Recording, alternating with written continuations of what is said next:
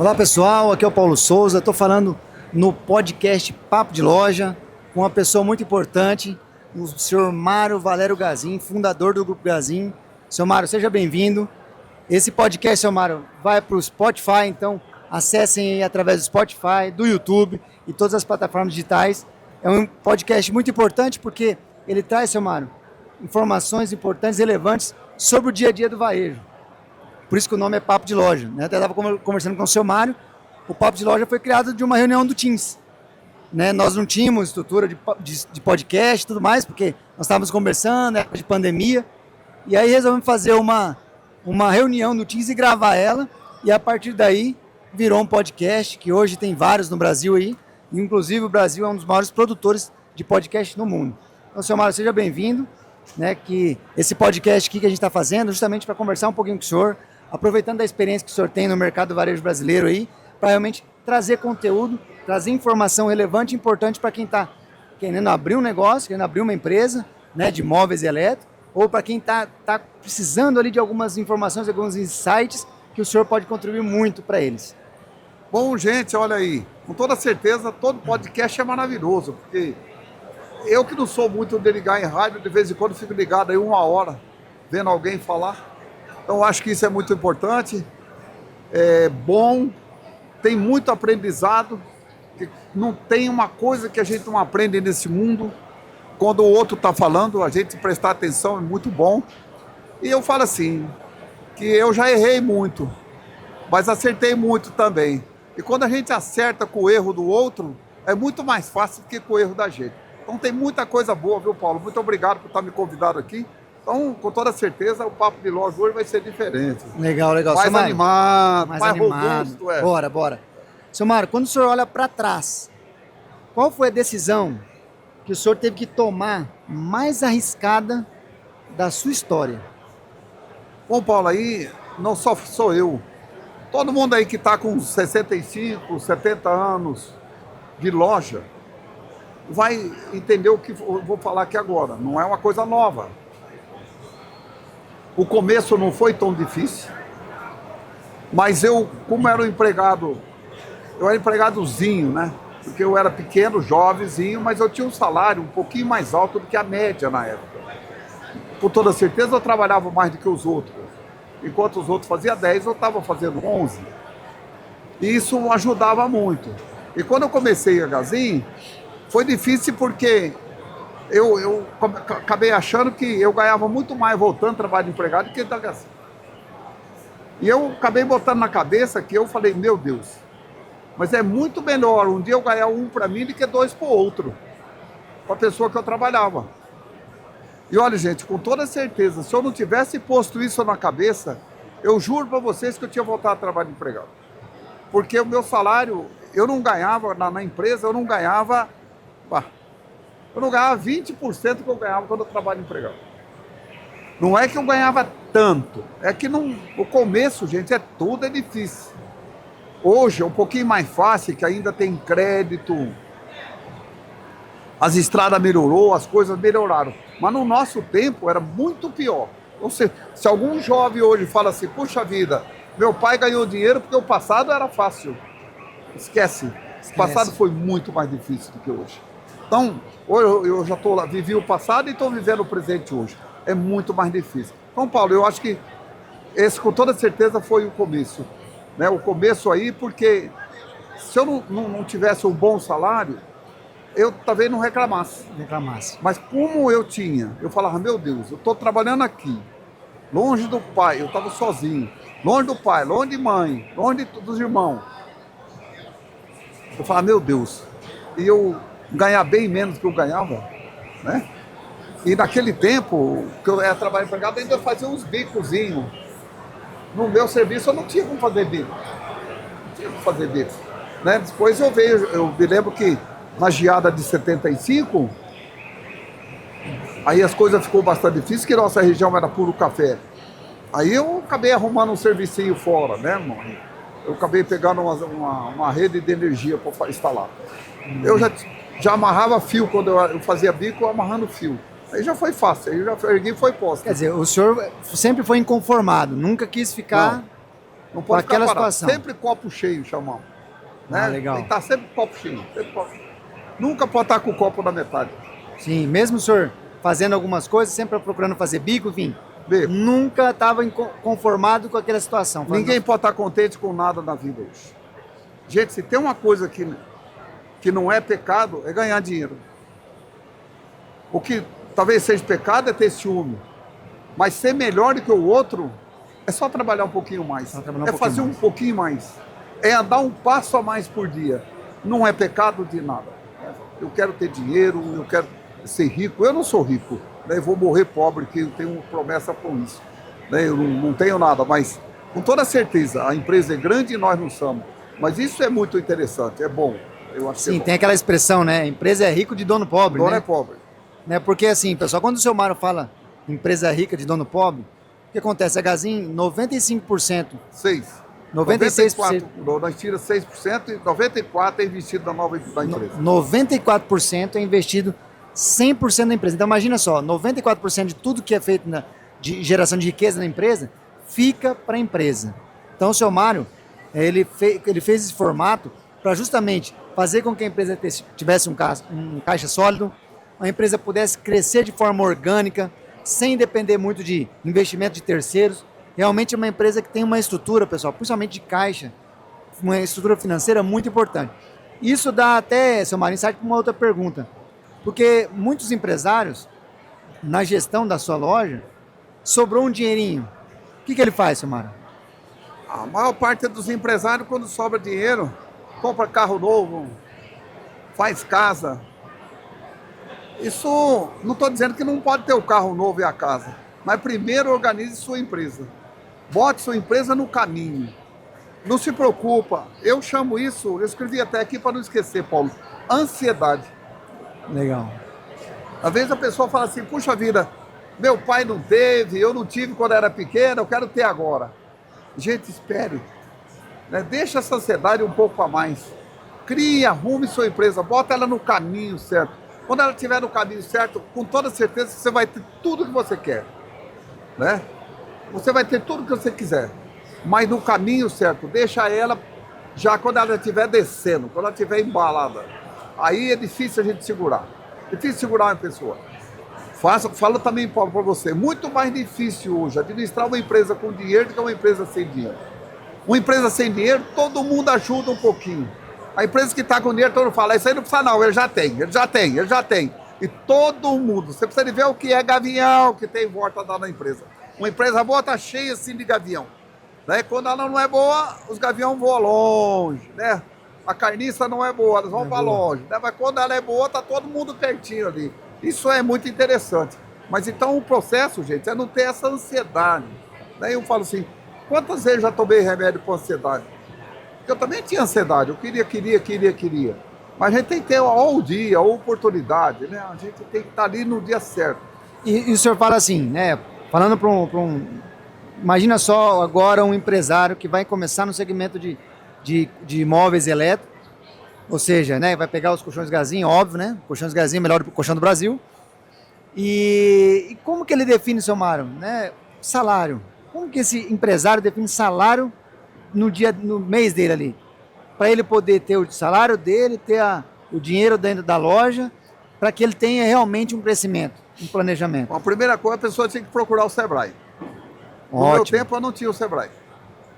Antigamente o Sebrae chamava SEAG. Eu falo que o Sebrae foi meu pai e minha mãe. Ou meu braço esquerdo e o direito.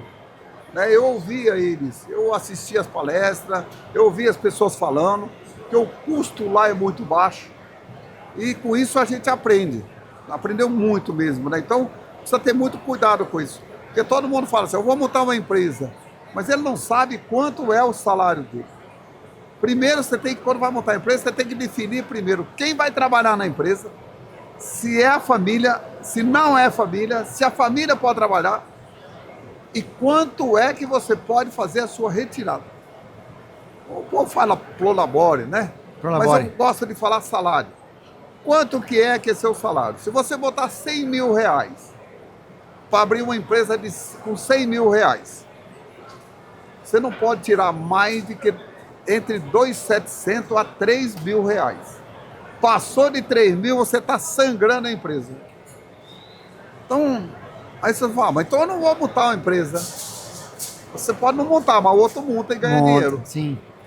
Então, essa é a verdade. É porque você tem que começar a tirar quando tem possibilidade. Quando não tem, você deixa a coisa acontecer. Deixa o churrasco para amanhã, faça renúncia. Para ter empresa tem que renunciar a um monte de coisa. Que legal. É igual quando você casa, tem que renunciar a um monte de coisa que a mulher não deixa você fazer. Né? Ou o marido não deixa você fazer. Então tem que ter essa renúncia que é muito interessante e muito bom. Que legal, seu Mário. Então, é até uma pergunta que estava nem no nosso script aqui, mas surgiu aqui, eu acho que é legal. Até porque como o empresário, né, ele vai começar a empresa dele, ele faz um investimento, óbvio, né, ele quer ver retorno rápido, quer ver crescimento rápido. O mundo está rápido, né? Mas no mundo do negócio, Mário, não tem essa velocidade, né? Esse crescimento não é tão não rápido, é gradativo. Aí, igual o senhor falou, tem que diminuir a ansiedade, né? Porque senão você pode colocar o cavalo na frente da carroça e ter um problema. E não pode ter medo, Paulo, porque se nós olhar, né, a gente tem que ter medo de um país que ele já não cresce mais a população. O povo já deixou de fazer sexo, não faz mais amor, estão velhos, né? O Brasil vai entrar nessa área a partir de 2050. Mas até 2050 o Brasil está crescendo. Enquanto tiver nascendo criança, gente, a gente tem esperança de aumentar a venda. Toda criança que está na barriguinha da esposa, das mulheres, gente, isso é uma graça, uma bênção de Deus. Porque a hora que antes de nascer, ele já é nosso cliente. Já é nosso cliente, sim. Já a mãe está comprando roupinha, está comprando bercinho, está comprando carrinho. Nossa, aquele perfuminho, shampoozinho cor-de-rosa, da Johnson Johnson. Né? Tá aí aquela coisa toda. Então veja só, o tamanho do cliente que nós temos. Né? A pessoa nem nasceu, mas já está gastando. Sim. Né? Então, enquanto tem essa população no Brasil, que ainda é crescente, né? Eu calculo que nós deve chegar aí a 270 milhões de pessoas. Talvez um pouquinho mais, não mais do que isso. Aí nós começamos a estagnar. Mas ainda tem tempo, tem até muito. 2050, para nós vender o rei mesmo aqui e vender mais. Muito, porque tem criança então, chegando e vamos embora. Fica rico, de um dia, uma hora para outra, eu vejo assim, o pessoal monta, vai estar ruim, tá ruim, tá ruim. Mas peraí, tá ruim para você ou tá ruim para todo mundo? Se tiver ruim para todo mundo, tá ruim mesmo. Mas se olhar, tem alguém que tá melhor que você tá precisando de andar um pouco mais. Precisa levantar mais cedo, né? Muitas vezes dormir mais tarde eu não falo, mas tem que levantar mais cedo. Levantar mais cedo. Porque à noite não tem cliente na rua, mas de manhã tem. Né? Tem aquelas pessoas que são mais espertas. Sempre as pessoas que têm mais dinheiro levantam mais cedo. Tem que segurar eles. Olha, importante é quem está nos ouvindo agora aí, nos assistindo. O seu Mário deu uma recomendação aqui, ó. À noite, às vezes, você não vai ter o cliente que você precisa, mas os clientes potencial acordam cedo. Tá de manhã cedo. Então, olha aí, dá um dado importante. Eu, quando saio da fazenda, eu saio 5 horas, porque eu falo, 6 horas já tem lá o deconto aberto e o 3 irmãos. Olha aí. Muitas vezes, eu pago até mais caro, mas é lá que eu vou, porque eles também chegam cedo. Eu ganho meu dia. Quando é 7 horas, muitas vezes eu estou na fazenda de novo. Tá vendo? Então, isso ajuda. Pessoal, e seu Mário, vamos fazer outra pergunta aqui. Quando aconteceu a primeira grande venda, o senhor fechou uma venda grande assim, a última de repente, né? Nossa. São 60 anos, né? Pouco tempo. O senhor viu e falou assim, agora o negócio vai para frente. Eu quase me fudi todo. Nem é bom falar, Paulo. Vixe, Maria. A maior venda que eu fiz foi... Nossa Senhora, eu não tinha um atacado aí. Sim. Mas eu já vendia, assim, para umas empresas. Tipo hotel. Sim. Umas pequenas empresas. Eu fiz uma venda para um hotel grande. Mais ou menos na época, uns 70 ar-condicionado, frigobar, né? Um monte de coisinhas. E, rapaz, foi para receber, deu trabalho. Eu vi a viola em caco, que eu não sabia o que fazer. Entendi. Foi a maior venda, deu dor de cabeça para receber. Foi difícil. E a outra venda que o senhor falou, agora fiz um negócio bom, realmente esse negócio... Foi o dia que eu parei de sonegar. Que legal. Paulo, o dia que eu parei de sonegar foi o dia que a empresa cresceu. Que legal. Eu me lembro que a gente tinha já uns caminhões aí pra lá, pra cá, mas você quando faz as coisas erradas, você faz tudo escondido. E tudo escondido, tudo escondido. Daí uns dias eu comecei, quando eu parei, isso foi no mês de setembro de 1988. Parou mesmo, que não vai ter mais isso, que eu comecei então a pintar os caminhões, arrumando as lojas um pouquinho. Todo mundo fala, Mário, mas que ele acha isso? Você comprou 10 caminhões, que eu vi um monte de caminhão aí. Eu falei, eu não falava por isso que eu tinha. Eu falava, olha, caiu do céu. Né? Eu acho que foi o grande passo mesmo, foi o dia que nós paramos de sonegar. Olha que legal aí, porque o senhor... Se eu não estou enganado, foi dia 8 de setembro. Nossa, é 8 de setembro de Lembro 88. bem, não vou esquecer. Que legal. Perguntar que dia que eu casei, eu não sei não, mas o dia que eu fiz a coisa certa, eu Mas lembro. é uma importante data, né? O senhor deve ter pensado muito para tomar essa decisão, para realmente... Fazer aquilo ali. Porque, igual o senhor falou, como... Eu não tinha como fazer sozinho. Sim, Eu tinha que ter ajuda de governo. sim. Né? Porque eu sonegava, não tinha como fazer. Se eu continuasse a pagar 100% do imposto, o pessoal vinha atrás de mim todo dia. Eu tinha que segurar isso aí por 4, 5 anos. Né? Mas a arrecadação foi fazendo assim, subia que nem um avião a jato. Né? Subia todo dia, todo dia, todo dia. E está aí até hoje. Esse ano, eu me lembro que foi no ano 2020. 2020 eu esperava recolher 1 milhão de imposto. 2020. 1 bilhão. Nós não conseguimos. Faltou um pouco. Nós veio chegar em 2021, nós ultrapassamos a casa de 1 bilhão. Esse ano nós ultrapassou a casa de 1 bilhão e 800. Que legal. Né? E assim... Eu quase vi aí chegar a 2 bilhões, né? Mas não chegou. Chegou aí 1 bilhão e 800 e pouco. Eu não estou falando aqui o número certo, mas ultrapassou bem 1 bilhão e 800. Então, e é até interessante, pessoal, sobre essa questão de impostos e tudo mais, essa geração de impostos que a Gazin faz, esse montante, isso ajuda, porque a Gazin tem um Instituto Mário Gazin, e ela destina parte desses impostos para o Instituto, que ajuda crianças, com um projeto da Orquestra Escola Alfredo Gazin, que ajuda através de ações de projetos como o Teatro Era Uma Vez no Natal, e vários outros projetos, a lei de incentivo ao esporte. Então, assim, todos esses impostos arrecadados, eles são destinados para instituições que ajudam aí pessoas do Brasil todo. 1 bilhão e 870. 1 bilhão e 870. Estou mais aí, 113 mil, chegava a 2 bilhões. Esse ano aqui, vamos torcer esse ano para chegar a 2 bilhões. Olha só, pessoal. Com certeza. Eu já vi meta de tudo quanto é jeito.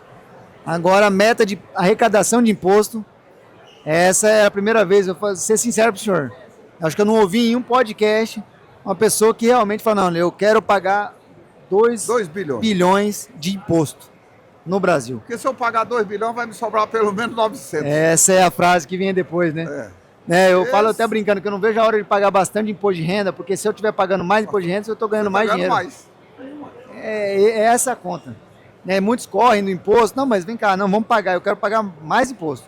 Quanto mais imposto eu estiver pagando, mais eu estou ganhando. Vamos judiar dos professores aí agora um pouco ou não? Vamos, bora. Você vê, ó, o salário do professor aí era 4.800, 4.800 e pouquinho. Nossa, verdade. Né? O Lula liberou 5 mil reais, não paga imposto. É isento de imposto. Eu mesmo estou feliz, porque meus empregados lá na fazenda, todos pagavam, agora não vai pagar mais. Eles vão ter um aumento bem maior. Sim. Agora, quem ganhava 4.800 e pouco, e o salário do professor agora foi para 5.130, eu vou arredondar assim, aqui, sim. 5.130. Ele vai pagar agora 19% de imposto, ele vai receber bem menos do que ele recebia. Só para vocês terem uma ideia, eu me lembro que um ano, eu não lembro quanto que era a isenção de imposto, Paulo, do imposto de renda. Sim. Mas eu me lembro que era o Fagner que estava com nós aí. Sim, sim. Do Fagner. Aí ele falou, ó, pô, rapaz, meu salário agora entrou nessa coisa aí. Eu vou receber menos esse ano. E agora eu vou pagar imposto de renda. Né? Aí eu tive lá mais ou menos, na época eu não tinha 1.000 funcionários, mas eu estava chegando 1.000 funcionários. Ele falou, vamos fizeram uma reunião, aqueles que estavam chegando pediu para ficar 1 ano sem dar aumento. Com um contrato que no outro ano eu dobrasse o aumento. Mas naquele ano não podia dar, porque senão eles iam receber muito menos. Veja que situação que é complicado aí na vida do empresário e também das pessoas que recebem. Sim, sim. Não, até o Flávio Augusto, né, que é dono da WhatsApp, ele fala sobre o valor, o salário, quanto que isso fica de imposto, retém e tudo mais, e quanto que isso poderia ajudar se esse dinheiro, ao invés dessa retenção, né, fosse destinado às pessoas, né? Então a pessoa poderia investir e trazer muito mais para a economia. Mas enfim, seu Mário, se eu tivesse começado do zero hoje, o senhor abriria uma loja física? Vixe, abriria mais 370. Legal. Olha, gente, loja física também já foi um problema. Eu falo que até uns 3 anos atrás se falava o fim da loja física, né? Que a internet ia moer tudo isso tudo. Mas com toda certeza a loja física nunca vai acabar. A loja física, eu falo que é o amor. Ela não é uma coisa normal, é o amor. Eu vejo lá em casa, de vez em quando, minha neta fala, a avó tá contente, o que foi? Eu dei mais dinheiro para ela. Ela já sai comprando sofá, já sai comprando tudo, né? E quando você quer, vai na loja, não tem coisa mais gostosa de você. Você vai comprar uma camisa, você vai lá e escolhe, né? Sim. Eu, de vez em quando, outro dia comprei uma botina na internet, mas não era a mesma que eu olhei na loja. Também ficou apertadinha. Pronto. Eu estou usando porque meu pé acostumou com o aperto. Até o pé. Mas que aperta. Quantas pessoas comprou para dar de presente, ou para usar no dia de um casamento, ou um batizado, uma festa, e chegou no dia, foi com a roupa mais antiga que ele tinha, porque a roupa não serviu. Não serviu. Então, tem aí. Agora você vai comprar um perfume, uma coisinha pequena, até que aí a internet vai ainda, né? Se nós olhar, por exemplo, hoje de todas as vendas no mundo não chegamos 20% ainda na venda da internet. Então ainda a internet ainda está caminhando.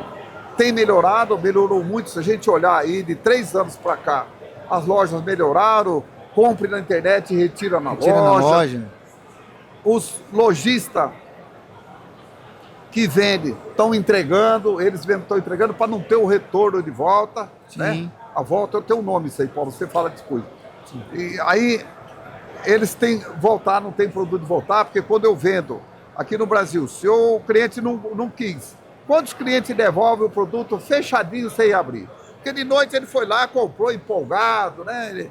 Alguém tinha mandado um beijo para ele falou, oh! Aí comprou, no outro dia ela falou, olha, seu sem vergonha, né? Aí já pronto. Ele já chegou o produto, ele já manda de volta. 7 dias Cancela, Eu tenho que devolver o dinheiro para ele em 7 dias. E pagar o frete que ele pagou para ir, o frete que eu tenho que pagar para voltar. De volta, sim.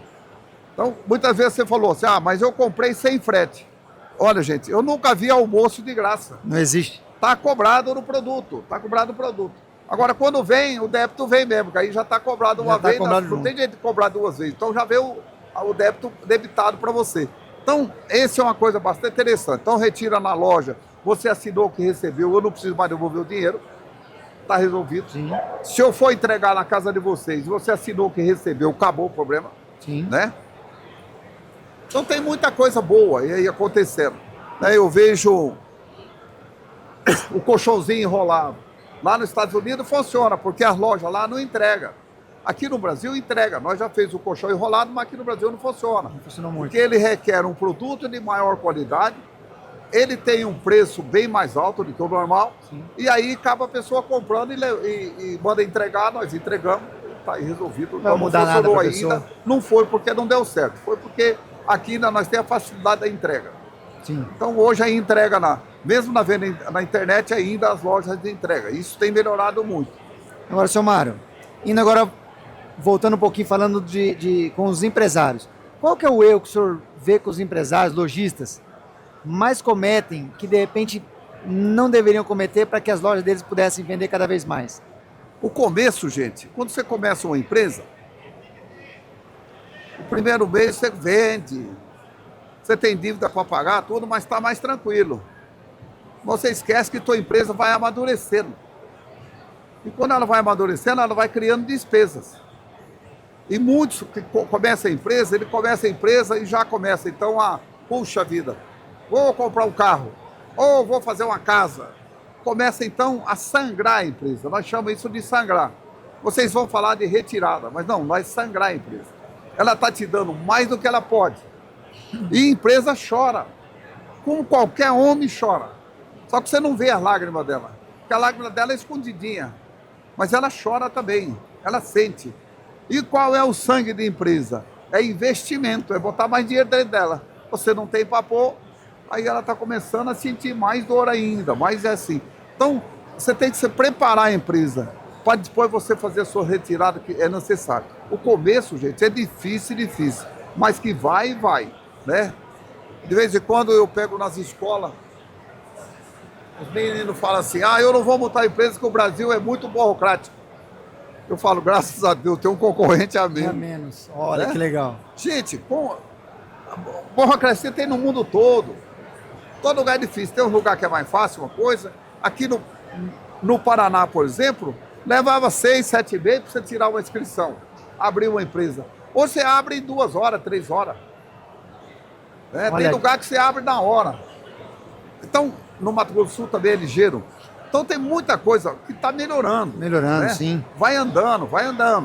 Nós temos aqui no Brasil aí o governo que aumenta o imposto, porque ele gasta mais. Né? Porque o juro está caro demais. Porque quem é que pega o dinheiro? Quem que é o nosso concorrente? É o governo. O governo está pagando mais, ele pode pagar mais. Sim. Então ele que pega o dinheiro. Então ele paga 15%. Nós muitas vezes não podemos pagar, que nosso lucro não é isso. Mas ele, quando falta dinheiro, ele aumenta o imposto. Então acaba aí ficando desse jeito. Quem é o concorrente do cara que precisa de dinheiro? É o governo. Porque o governo pega e deixa nós aí na mão. Fica nós. Qual o conselho que o senhor daria para o empresário que está começando e para o empresário que o senhor falou, que já tem empresa madura aí? Que em média, no Brasil, né, para ela se tornar madura é de 5 anos acima, né? As primeiras empresas aí.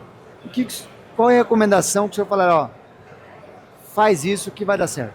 Bom, quem tem ela madura já, aí um pouquinho mais, você tem que se especializar. Não pode, legal. Você tem que estar em congressos, aprendendo sempre. Porque nunca é a mesma coisa. Todo dia você vai ter que dar um passo a mais. E uma coisa assim que eu falo assim, a empresa, ela nasce toda noite, à meia-noite, e 1 segundo ela está nascendo de novo. Não existe empresa velha. Ela tem 10, 12, 15 anos, a nossa tem 60 anos. Mas ela nasce todo dia. Ela faz xixi na cama, ela faz cocôzinho, nós temos que limpar ela, nós temos que cuidar dela. Então essa é o grande passo assim que tem. E quando a empresa vai ficando já mais madura, ela tem também as concorrências. Que muitas vezes não é a concorrência do produto que você vende com o outro produto que o outro vende. É a concorrência de trabalho. Eu falo assim que quando eu vejo uma loja nossa que vende menos que meu concorrente, não é que ele é melhor que nós. Nós é que somos ruins. Nós é que somos fracos. Quem tem que melhorar somos nós, não ele. Então isso é bastante interessante. E quem está começando, gente, tudo é difícil, é muito difícil, mas o começo acaba sempre sobrando um pouquinho mais. Mas você tem que segurar. Você tem que poupar essa segurança. Para que você se torne também uma empresa madura e com futuro muito grande. Tem que sempre pensar, quem vai trabalhar, você vai montar uma empresa, se vai montar, você vai montar com a sociedade, que não seja sociedade pronta. Quando eu falo sociedade pronta, é quando você tem, é você e seus irmãos, aquilo que o pai te deu, ou que o pai deixou.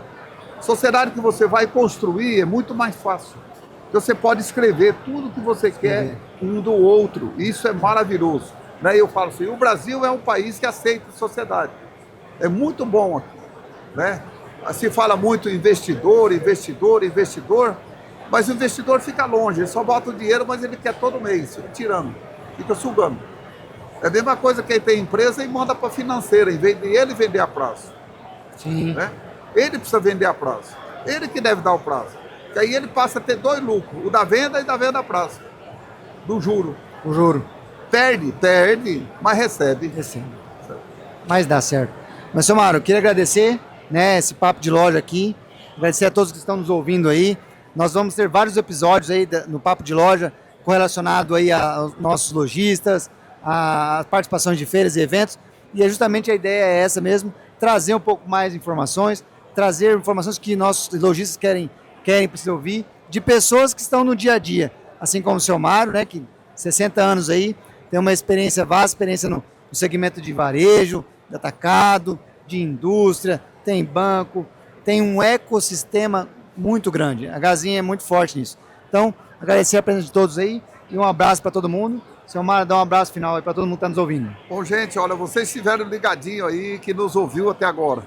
Se você gostou, passe para os amigos, divide, vai e multiplique. Se você não gostou, ligue para o Paulinho, que ele vai melhorar, com toda certeza. Então, gente, nosso muito obrigado por você ficar ligadinho no nosso Pod Loja. Papo de loja. Papo de loja. Então, parabéns aí vocês e muito obrigado.